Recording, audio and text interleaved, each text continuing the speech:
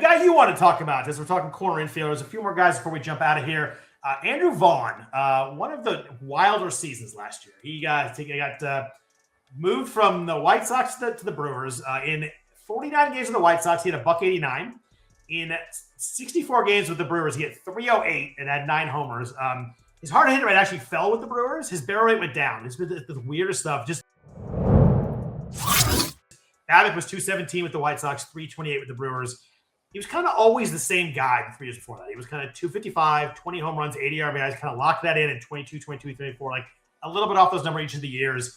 StatCast page is pretty darn good. I was a little surprised how good it was. He's like 75% or higher in kind of all the major hitting metrics. His ADP is 293. That feels weirdly too low for me. It's going up, at least. It was over 300 at one point in time.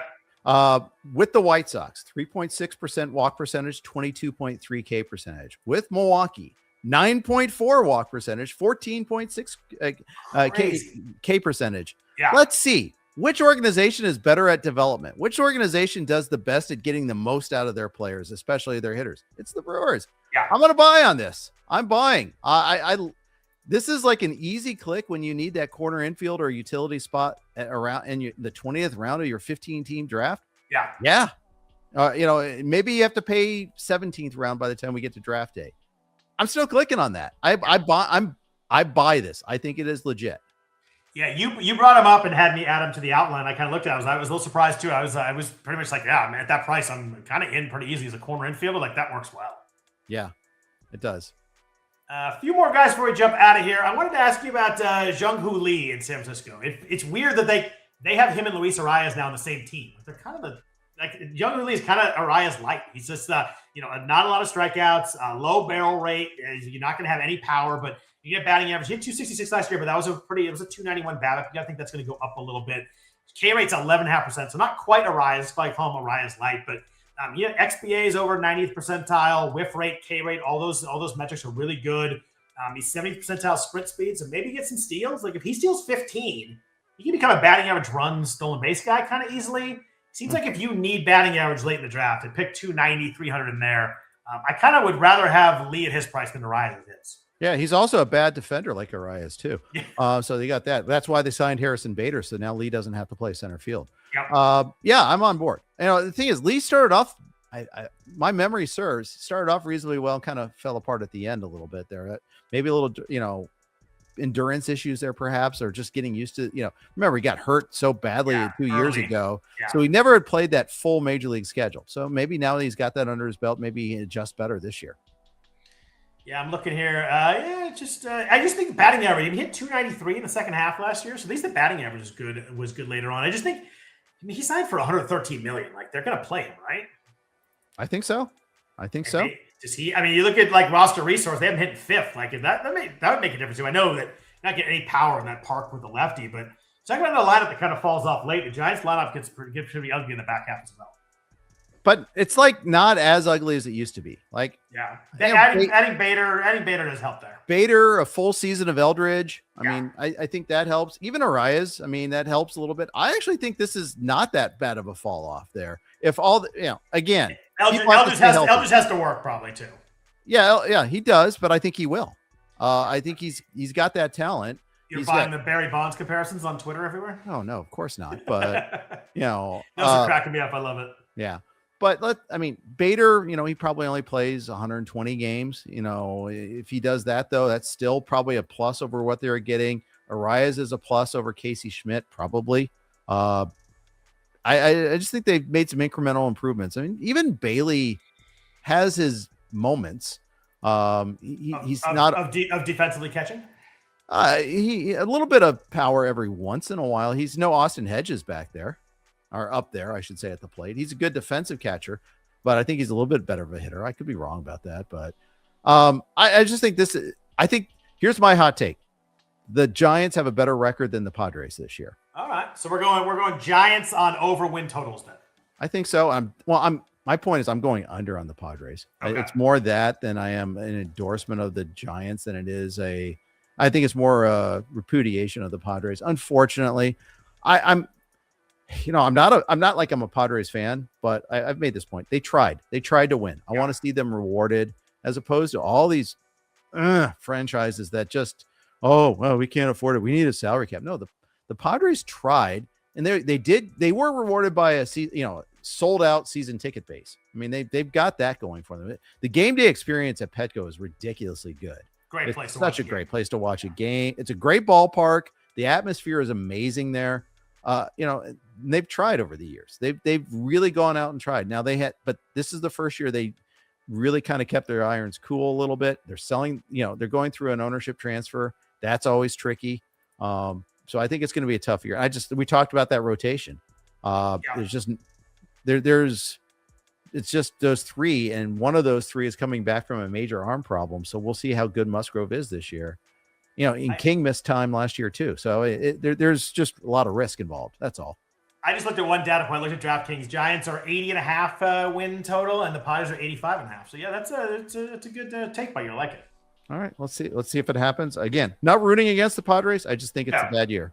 Yeah, I'm afraid I tend to agree. I hope not, because I like watching Tatis and some of those guys hit, but it definitely, as we mentioned, the rotation, it's going to be tough. But I will say that the Giants rotation has some work to do too. That if I'm going to ding the Padres for their rotation, I should probably. Yeah. Hey Jeff, don't look at the Giants over there. You might blind your eyes. But oh man, I'm looking at it right now. You got Webb, Robbie Ray, maybe some Tyler Malley, and then you got Adrian Hauser and Landon Rupp, who we liked last year, but wasn't great. Yeah, I guess he was 3.80. He wasn't too bad, but the whip was 1.5. That's rough. Yeah. Well, we tried to put a little bird song in our soul, and it didn't work out last year. His first start did not go so well either in the spring. I don't think he made it out of the first inning. No, there's some ugly ones today. Arizona gets that too. Good old Tony Vitiello had to go out there before the first inning ended in his first spring training game. Yeah. He probably blamed the media for that one too. that was weird. Boy, did he take a lot of heat for that. Like the Bay Area media was all over him for that. Yeah. Yeah. Well, there's a time and place, and he had a lot of time to excise those demons instead of start of spring training. Yeah. Opening press conference spring training was an odd choice for that. Yep. Last guy I wanted to talk about real quick before we jump, Matt Walner in Minnesota. I think we talked about him a bunch last year. We liked the power. It was a tough year for Walner. He hit 202, did have 22 home runs and under 400 plate appearances. But you look kind of under the hood a little bit. There's maybe a little more to hit. Hard hit rate's good. It dropped a little bit, but still 40 and 45.5%. Barrel rate's 14%. The thing I like with Walner, he dropped his strikeout rate 7%. It was really high the year before. It was 36%. So take this a grain of salt. Still 29%. Swinging strike rate is still really high, but man, every time I look at him, you talked about bat speed. You look at his bat speed, 96th percentile the bat speed, 85th percentile barrel rate. I think if you can drop him easily at pick 325, and maybe you need some power. Talking about another guy we talked about lineup, he might hit fourth for Minnesota, at least against righties.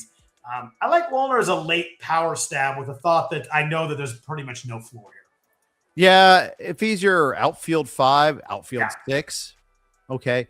Walner is a very specific example of me. Hey, I like that guy mentality from last year. Then I probably overlooked the 56.8 contact percentage going, in 2024. Can't do that. 66 is a little bit better. I don't know. Does he take the next step up, or does he regress back to what he's done before? That's the question. If he takes the next step and gets to like around 70, we got ourselves a stew. But if he goes back to like 64, 62, well, he might be out of a job. It's really funny you say that, because I found myself liking him last year. I look back, I'm like, how do I like a guy with a 36.5% strikeout rate in 2024? Like, what was I looking at coming in last year? Exactly. So it's a good point right there. Some of the chat had asked a couple times, any love for Spencer Horwitz at all? I've never been a big Horwitz guy. I just don't think for someone like that, you just get no speed. And if you're getting no speed, I want a little bit of pop. And he's just a 36% hard hit rate guy, 12 home runs in 2024, 11 in moving to Pittsburgh in 2025. I think you kind of get an empty, okay batting average. I'm not sure you get much else there fantasy-wise. Strike back with Spencer Horwitz. Keep the metrics that he had last year with a little bit of grain of salt, though, because didn't he have like missed like a good chunk of the season with a wrist injury? Yeah, wrist surgery in early February. Yeah. So didn't debut until mid-May. And it was the first half, which was terrible. 593 OPS in the first half of the season. I don't think he's great, but when fully formed, could he be an 800 OPS guy? I think he might be. I'm okay. And again, the price is dirt cheap. Yeah. And there's chance he leads off in Pittsburgh too. Yeah. I'd rather he not lead off, but then again, I don't know who would lead off, but we'll see. That's a good question. Who could lead off there other than him? Yeah. I mean, does it really matter? I mean, I don't mean to be super flippant about that. Talk about a weird mishmash of players, though. They have Marcell Ozuna, Ryan O'Hearn, and and Brandon Lau. They added some pieces. They did, and here their problem was they were all like third choices. Like they put in a big offer for Schwarber. They put in an offer for Eugenio Suarez.